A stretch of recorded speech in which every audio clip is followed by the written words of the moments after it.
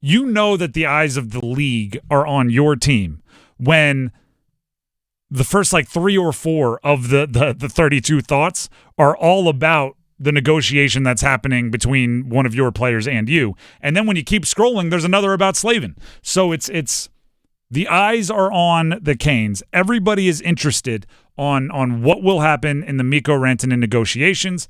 Obviously, a week from today, if I'm not mistaken, a week from today is the trade deadline. That's right, 4:00 next week on Friday.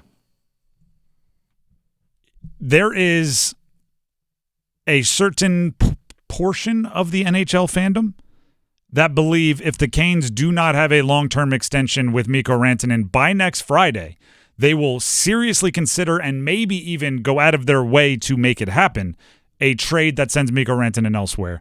That portion of the internet, I believe, is putting way too much stock into the Jake Gensel fear that like the Canes are so terrified of what happened with Jake Gensel that they will do any and everything to not let it happen again. I don't believe that's the case. However, it does make the next week very interesting because you're going to hear a lot of rumors about the Rantanen negotiation. Let's hear from Friedman, shall we? Some of the 32 thoughts. I have them in front of me. I will read you the bullet points, and then we will react. Friedman agrees with us, okay? This is part of it. Starting now. In addition to his shock at the trade, when the Hurricanes play Edmonton and Calgary back-to-back this weekend, it will be the first time since Rantanen was dealt they've played 3 in a row at home. That's not much time to get acquainted to your new surroundings. You don't even have time for a good steak at Sullivan's. Hard to make a life-altering decision in a whirlwind. End of the quote. This is what we've been saying, everybody. This is just a national media person having the logic and sense and common sense that a lot of the local media has had involving Mikko Rantanen. As soon as the trade happened, the hope was that like a day later, they would announce that Mikko Rantanen signed an 8-year deal and he's not going anywhere. That was always unrealistic. Right? And the fact that, we haven't heard that he's in love with Raleigh. We haven't heard that he wants to build a house in Cary. We haven't heard. I'm going like, when did you want him to make those decisions? It's like, well, he hasn't even gotten here yet. The way I described it was his mind has been in a blender from the moment that trade happened. The moment that trade happened. And not just like the Canes side of things. It's not just he showed up and then everybody got sick. They had the flu run through or the virus run through the locker room. And then he had to go to 4 Nations. And then they were shifting up lines. And then this guy was hurt. And then that was happening. It's not just that. It's also he had to deal with like a breakup, right? He was a key member of a Stanley Cup winning team for Colorado. He was there a decade in the league. And they traded him away. That's going to mess with you. That's going to put your brain in a blender. And then on top of that, it's been go, go, go, go, go, go, go, go. And you just heard the schedule from Friedman there. They haven't played 3 games at home yet consecutively. And by the way, this isn't, 3 games at home consecutively for the Canes. Way to go. It's 3 in 4 days. Like, that's not even like a real chill homestand. That's a go, go, go, go, go, go, go, go homestand. It's not like, hey, let's go check out the Museum of Art. Let's go walk around a little bit. There's no like, hey, Sebastian, where's your favorite place to eat? We should try it out. Like, there's none of that. It's, can I get carbs in my body so I can have fuel for the next game? That's all it is. So if you don't hear, they've made a bunch of progress towards a contract by next Friday, it might not be because there's not progress to be made. It might be because they literally have not had an opportunity to make progress. Correct me if I'm wrong on this, and my wife will tell you this happens, right? Sometimes she wants to have a conversation about something we need to do or something that needs to get done, I don't know, whatever, something important. And if I just had a day where, like, Frank Reich was fired, or if I just had a day where Bill Belichick, the rumor was becoming real, like when you had, or a game, the Canes went to double overtime the night before, and I was up till 2 a.m. Like, there's times where it's like, you know what? I know this is a conversation we need to have. I know it's important. I don't have the brain capacity right now, right? I'm exhausted and I want to have full attention on it. And she understands, and we find a time where we can do it. There's a good chance like Eric Tulsky is calling up the agent for Mikko Rantanen, and the agent's going, listen, I haven't had a real conversation with Mikko. He's been physically and mentally exhausted, and I don't want to force him to make a life-altering, gigantic decision while his gas tank's on empty. So let's find a time in the future, and it might not be before the trade deadline, but let's find a time in the future where we can really sit in and talk about this, because it's a conversation that needs to happen. It's a conversation that's important, and we don't want to half-heartedly have it. Friedman had more on his 32 thoughts. Friedman said, remember, if Rantanen is on the Carolina roster post-deadline, so that means they don't trade him, they are the only team that can sign him to an 8-year deal. We've talked about the importance of that.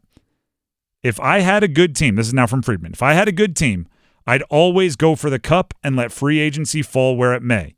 That could be the Hurricanes' path if there's no certainty by next Friday. The Stanley Cup is forever. I like bold, and that's bold. Here's the thing.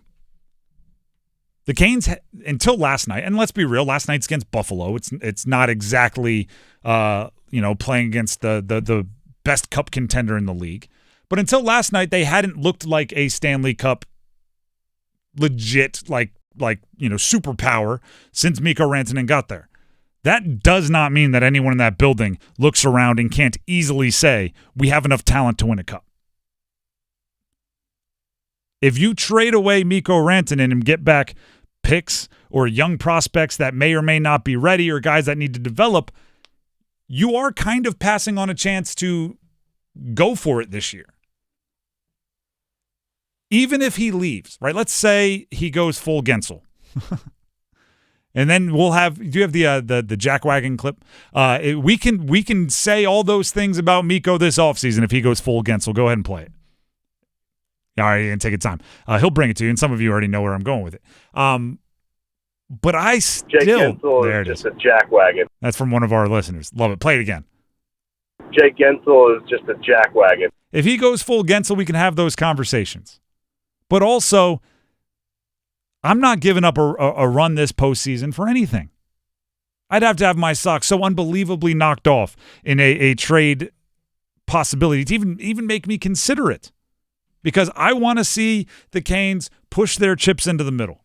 I don't want to see them protect solid. Don't get on that treadmill of mediocrity where you're always good enough to make the postseason, never enough to win the cup. Take the big swings. Even if he leaves, I will respect the all-in nature of going for it.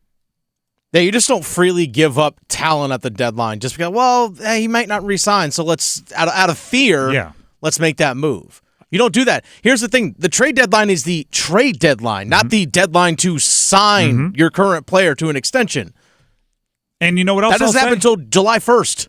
Like the NHL, professional sports, it's high-stakes poker, right? If you're afraid to have your chips in the middle of the table, if you're afraid to take risks, you're not going to win.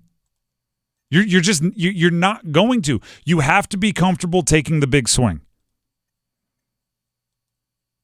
Last one from Friedman on Mikko Rantanen.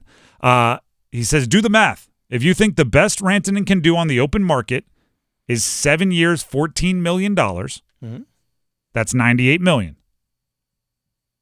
I don't believe the Hurricanes are at $14 million or close to it. Again, according to this is all Friedman. My sense is slightly over $100 million, and we'll see if there's any need to adjust. So basically saying because they have the eighth year, they can guarantee him more money without going to $14 million a year. If he just wants to absolutely lock in the most possible cash, the most anyone else can offer him is $98 million if that $14 million per year is a ceiling. And I don't see anybody going above $14 million a year. You never know. They might. Cap going up. But the Canes can go lower average per year and still hit a larger total guarantee. That's the point there because of that 8th year. Here's my take on that.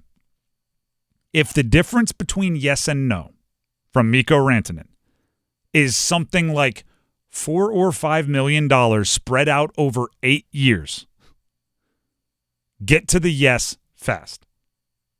I think that's, to me, the biggest and really only mistake they made in the Jake Gensel thing last year is they eventually got to his asking price, but by that point it was late. The deadline was beaten down their door. I think attitude matters in these cases. And I'm trying to it's not decorum. I don't know what the word is. Attitude might not even fit perfectly, but like a reluctant offer to a free agent doesn't feel as comforting as an enthusiastic offer. Like fine, we'll give you what you ask is different than let's make this happen. What is it going to take to get it done? Mm-hmm. Like what do you want? We want to build around you and we want you to feel loved is different than goodness gracious, you swear you won't take $1 less. Like that's just a different way your actions can communicate almost non-verbally to your player. That's why and I have a hard time with this because like Jerry Jones does it a lot. The Bengals are doing it right now. The Bengals came out at the Combine and said, we are going to make Jamar Chase the highest paid non-quarterback in the history of the NFL. And I was like, geez, give away your leverage a little bit. Why don't you? Seriously.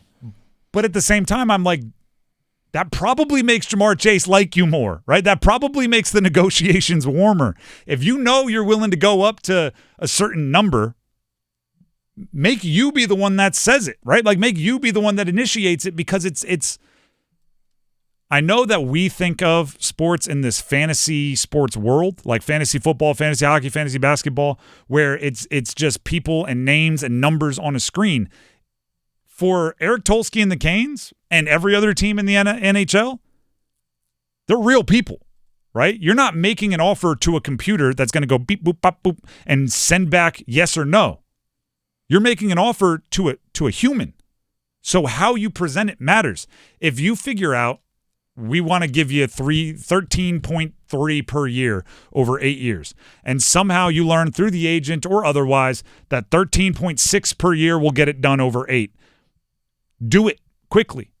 That'll get it done. We can print up the contract. You can sign it right now. We can start telling our fans that we have Mikko Rantanen for the next 8 years. All it's going to take is another $4 million spread out over 8 years, $500,000 a year. I am excited to do that, Mikko, rather than with Gensel, which was like, well, free agency opens on, what was it, Thursday? It's Tuesday. Fine. At least that's the way many of the reports said it went. Yeah, Carolina was also in a much tougher cap situation going into last offseason negotiations, and things were a little bit tighter. Going into next year, they have $38.7 million in cap space. And that is, I mean, Eric Tulsky, as soon as they traded for Mikko Rantanen and was on his little media tour, he said that a bunch of times. Yeah, he's like, yeah, we have the money. We don't have to wait. Which, even that gives you the opportunity to be enthusiastic about signing your guy. Like, I mean, just think about it. Again, I try to say, put yourself in Mikko's shoes. What's better? Them approaching you with, what is it going to take to get done? I'm fired up to make you a Cane for life. I want you to retire here.